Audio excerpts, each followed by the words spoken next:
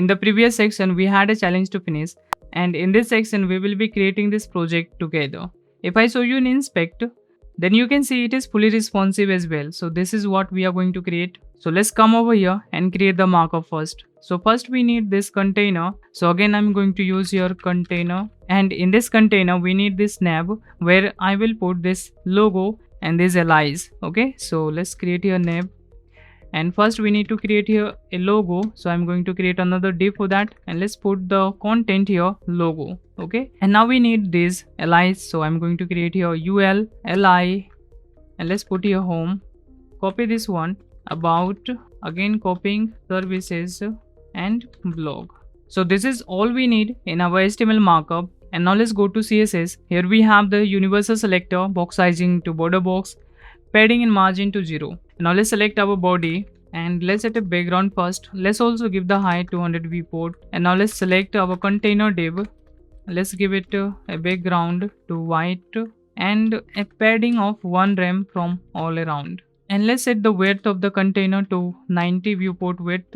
So it will look something like this, and margin 0 from top and bottom, and auto from left and right, so it is in the center now. Okay, let's create here border radius as well. Let's go with 10 rem. So it is going to look something like this. And now we want to center this container on this page. Okay, so whenever you are trying to center anything, then there is a simple way. Just go to the parent container. Then you can see this is our container, and the parent container of this container is this body. Okay, so you have to come over here in this body, and let's type your display flex, justify content to center, and align items to center. And if you hit save, then you can see it is now in the center of the page. So this is a quick hack. Whenever you are trying to center anything, just use these 3 property, and it will be aligned vertically and horizontally to the center of the page or center of the container. Alright, and now let's come over here again, and you can see we have this list style. So I'm going to put here on our universal selector, let's put here list style to none, so we don't have it now.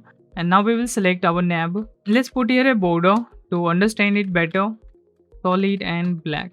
So you can now see the area of the nav is here, and if you set display to flex, then you can see it is going up like this, because this nav has this logo div and this ul.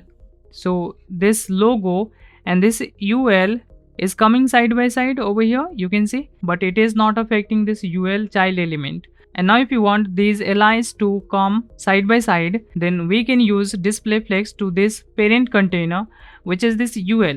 Okay, so let's come over here, and we will type here nav ul, then we will set the display to flex, and now you can see it is coming in one line. Okay, and now we want this logo to be here, and we want to send this ul to the right side of this nav. Okay, so we have the property, we know how to align this horizontally. For horizontal alignment, we have justify content, and then we will use a space between. And now you can see this logo is here, and it has sent this ul to the right side. Now let's select our logo, and we will style it a little bit. Let's increase the font size to 2 rem, and also I want to change the font family of this one to Pacifico. If you don't have this Pacifico font installed on your PC, so you have to install this font to make it work. And now let's set a border all around solid, and let's go with blue color. And also I want some padding. We don't want padding from top and bottom, but we want some padding from left and right, so I'm going to create here 1 rem of padding. Also we want some border radius, and let's change the color as well, 444. So that is it. I'm not going to change anything in this logo now. And now let's come to this ul, and you can see this ul is not aligned as this logo. Okay, so we want to vertically align this ul. For vertical alignment, we know what to use. We will use here align items, and let's use center. And now you can see it is in the center now. Let's increase the font size as well. And now you can see we need some gap. So let's create some gap. Let's go with 3 rem. Okay, so this is looking good. Also let's add cursor to pointer, and in this one as well, let's add cursor to pointer. So now when we hover over this, we now have this cursor. And also let's change the color of the allies to be something like 555. And now let's remove this border from here, and it is looking something like this. And now if I go to inspect and show you the responsiveness of this, then you can see it is not responsive. So we will make it responsive. So we are going to create a breakpoint over here. at 730 pixel. So let's create a breakpoint. We will be writing media queries here at the rate media screen, and the max width was 730 pixel. So let's write here 730 pixel. And when we hit 730 pixel, then we want to change the direction of the nav. Okay, so let's come over here and let's type your nav flex direction to column. Okay, and now if I again come here and if I go below 730 pixel, then you can see it is coming up like this. Okay, and we have some issue over here, we have to fix it then. So let's select our logo, and the max width is going to be fit content. So it is now like this, and now we need to align this logo and this UL to the center. Then we will use justify content to center, and also we will use align items center, and now it is in the center. But we need to create some gap over here, so let's create some gap as well. Gap, I think 2 rem should do. Alright, it is working fine. I think we need some padding from top and bottom, so let's create some padding as well. Padding, I think 1 rem should do.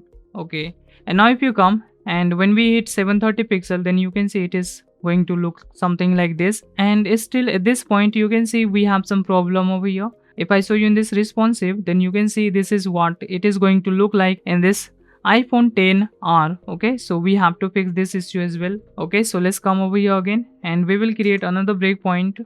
Let's create media screen and set a max width to be 500 pixel. And when we hit 500 pixel, and then we want to change the direction of the nav UL, and let's change the direction of the nav UL to column. Okay, and now let's go to inspect again. You can see in this iPhone 10R it is going to look something like this, and if you go below 730 pixel, then you can see it is coming up like this. The flex direction has been changed, and on a smaller screen it is going to look something like this. So now we have created this project using display flex, flex direction, justify content and align items, and also we have used gap property, never forget.